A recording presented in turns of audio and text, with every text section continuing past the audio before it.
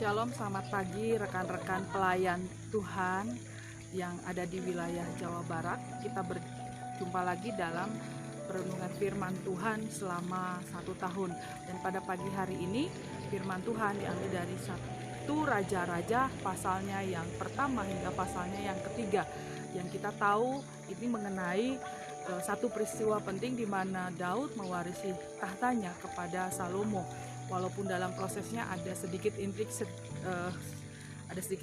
tetapi pada akhirnya Salomo lah yang menjadi atau yang mewarisi tahta daripada Daud. Dan saat itulah di mana Salomo yang dia mengatakan bahwa dia masih muda dan belum berpengalaman, menerima sebuah perkara yang besar yang berisikan tanggung jawab yang besar, kekuasaan yang besar. Dan apa yang dia lakukan adalah di pasalnya yang ketiga jelas sekali Salomo meminta hikmat dari Tuhan untuk dia dapat bijaksana menjadi seorang raja. Saudara, masa atau waktu itu akan membawa kita kepada satu momen di mana Tuhan akan mempercayakan sebuah perkara yang besar. Entahkah tanggung jawab yang besar, entahkah pelayanan yang besar, entahkah berkat yang besar, kekuasaan yang besar. Tetapi pada pagi hari ini kita mau belajar dari kehidupan daripada Salomo.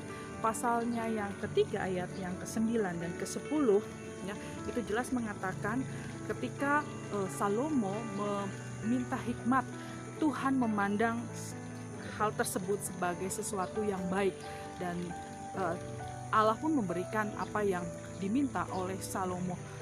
Nah, ketika kita dipercayakan sebuah perkara yang besar dari Tuhan, maka kita belajar dari teladan Salomo untuk memiliki hikmat Allah, hikmat yang benar, hikmat daripada Tuhan. Kenapa? Karena yang pertama, hikmat itu yang akan membuat kita mengerti tujuan daripada Allah memberikan sebuah perkara yang besar buat kita.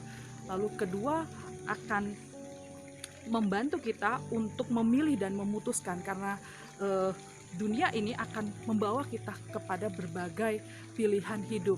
Dan yang ketiga adalah hikmat dari Allah itu akan membuat kita mampu atau cakap melakukan perkara yang besar, karena hikmat dari Allah mengandung kuasa ilahi. Oleh sebab itu ketika hikmat itu memenuhi kehidupan kita, maka tidak akan ada bulu yang terkulai, maka tidak akan ada semangat yang patah, karena hikmat dan kuasa Allah menyertai kita sekalian. Puji Tuhan, demikian firman Tuhan pada pagi hari ini. Tuhan Yesus memberkati.